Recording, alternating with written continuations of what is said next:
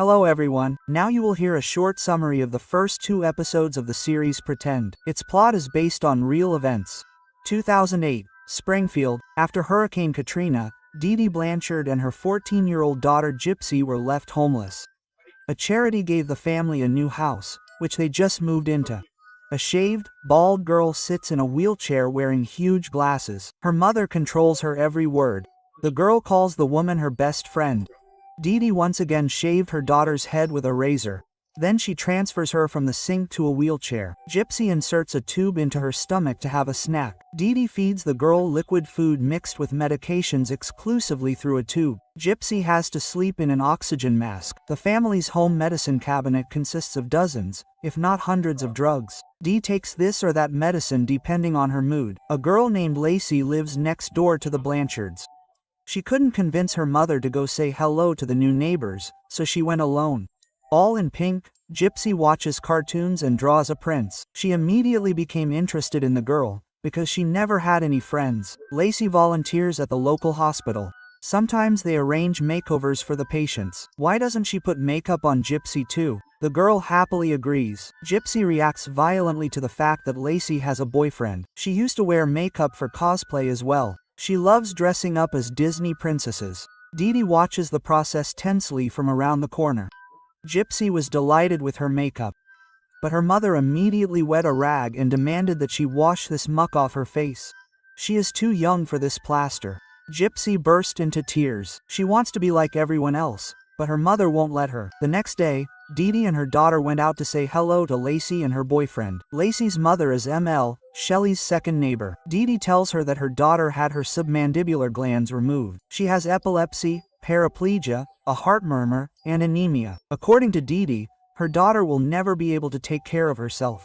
Lacey offers her new neighbor a cola, but Dee Dee immediately screams that she is allergic to sugar.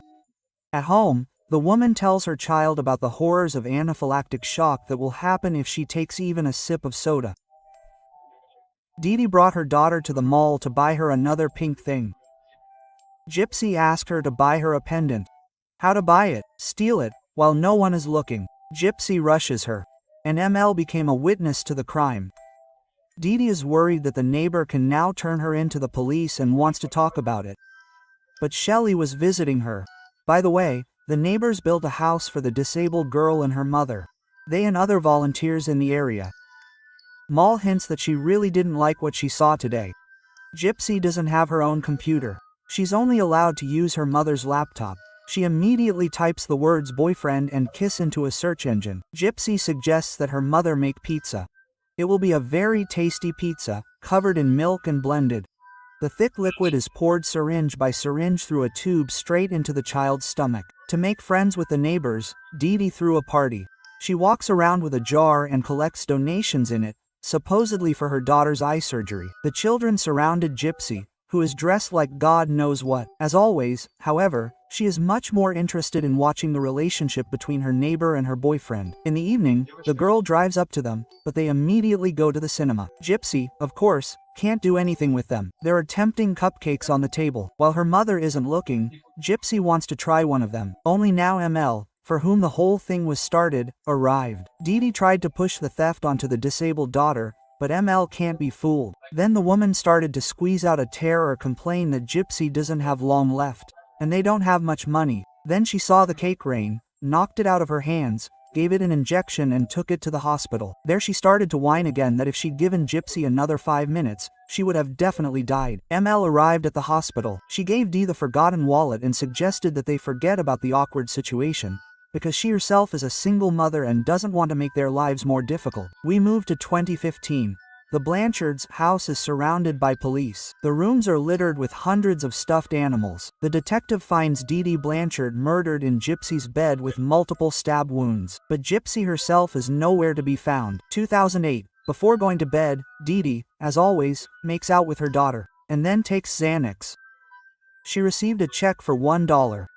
She sleeps with her daughter in the same bed. At 11 at night, Gypsy takes off her mask, easily gets to her feet and goes to the refrigerator.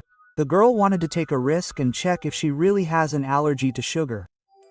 And the cream from the spray did not cause her any harm. The thing is, at the hospital she heard that her mother was giving her medicine that already had a lot of sugar, which meant that she could eat sweets without any problems. And her body was getting numb from sitting all the time. Her mother caught Gypsy on her feet and immediately demanded that she lie down and put on a mask. Gypsy falls asleep with tears in her eyes. 2015. The neighbors gathered around her trying to remember Gypsy's huge list of illnesses. How could she have run away in such a state? It's 2009. The girl drinks Coca-Cola straight from the bottle, eats ice cream in buckets, and candies in handfuls. At the same time, she constantly watches makeup tutorials. Dee Dee received a letter that made her very happy. Gypsy became the child of the year in Springfield. No wonder. Her mother wrote so many pitiful things about her. A lot of people will come to see her daughter because of the sweets. Soon Gypsy learned what caries and toothache are. Dee is sure that her daughter has high stomach acidity, which is why her teeth have deteriorated. The gastroenterologist can't believe that the girl's submandibular glands were removed. She swallows quite well. Therefore, the tube from her stomach can be removed. The girl was very happy, but her mother is more inclined to find another, more accommodating doctor instead. In the end, the woman does prescribe medication for the child's high acidity. She later asks the pediatrician if at least one of the girl's illnesses from her huge medical record has been confirmed. In the waiting room, Dee stole a stack of prescription forms. Maybe I don't need a tube anymore. But Mom doesn't think so. From now on, she will talk to doctors alone. While the Crowns examine the dead body, the neighbors ponder who needed to kill Dee Dee. While brushing her teeth, Gypsy loses one tooth. She gets scared. Morning comes, and Dee Dee prepares a mega cocktail for her daughter from 7 medications mixed into a liquid. Everything goes into the girl's stomach at once. She looks enviously at the girls in the yard. Her mother went to meet her and allowed the stroller to drive up to the neighbors. In addition to 2 friends in Lacey's room, she found a puppy and was very happy about it. The girls saw Gypsy's teeth and were shocked at how bad they looked. The girl confessed to her nocturnal escapades and she was very afraid that her mother would find out about them. Dr. Lakshmichandra calls the therapists who treated Gypsy and finds out the details of her treatment. A social worker came to see the Blanchards. Dee Dee urgently forces her daughter to take some very bitter medicine, which also makes her shudder. Allison came because a complaint was received from a person who was concerned about Gypsy's safety. The social worker does not react to the whining woman and carefully examines the house. Dee Dee takes Gypsy out of the bathroom. The drug has already taken effect and the girl is groggy. A sleepy Gypsy answers questions slowly. Her mother is tense. She forgot the stolen forms on the table. It turns out that the rights to the house and its insurance are registered to different people. As with Gypsy's old medical record, Dee Dee blamed it all on Hurricane Katrina. There was some confusion with the paperwork after the disaster. I just can't figure out who complained to you. Have a nice day. The social worker's visit was a big stress for Dee. She covers the windows with translucent film so that no one could look in. The woman suspects Mac and came to her again to play on her pity. The neighbor assures her that it wasn't her. Gypsy came to see the dentist.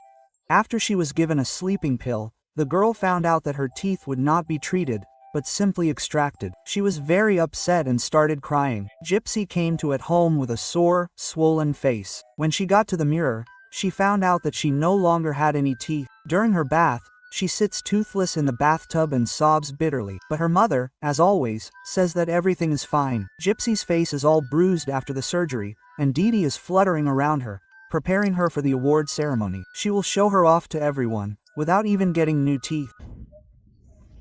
My teeth, my face. Dr. Chandra calls the Blanchards. She is looking for an opportunity to meet Gypsy again and show her to specialists. Dee Dee has placed a band on her daughter's bald head. What a beauty! But it would clearly be better with teeth. Before going on stage, Gypsy received a gift of dentures from her mother. But why did she torture her for so long and give her teeth only now? Under the glow of the spotlights, Gypsy was wheeled onto the stage to receive the Child of the Year 2009 award. It comes with a generous gift of $5,000. Taking the microphone in her hands, Gypsy began to sing a love song in a squeaky voice. Her mother began to sing along. The Blanchards arrived for an appointment with Dr. Chandra. Gypsy was left alone with the woman. The specialist tells the girl that she is not allergic to sugar and offers her a Coke right now. Perhaps later it will turn out that the other diagnoses are also invalid. Dr. Chandra replaced the probe. 2015, Lacey confesses to her mother, and then tells the police, that Gypsy has a secret Facebook account. With its help, she made friends and, apparently, even found herself a boyfriend. Gypsy puts another unnecessary toy on the bed. She no longer wants to sing along with her mother and locks herself in her room. Dear viewers, if you are interested in the continuation of the story about the healthy family relationship of GPS Blanchard and her mother, please let us know in the comments. See you soon.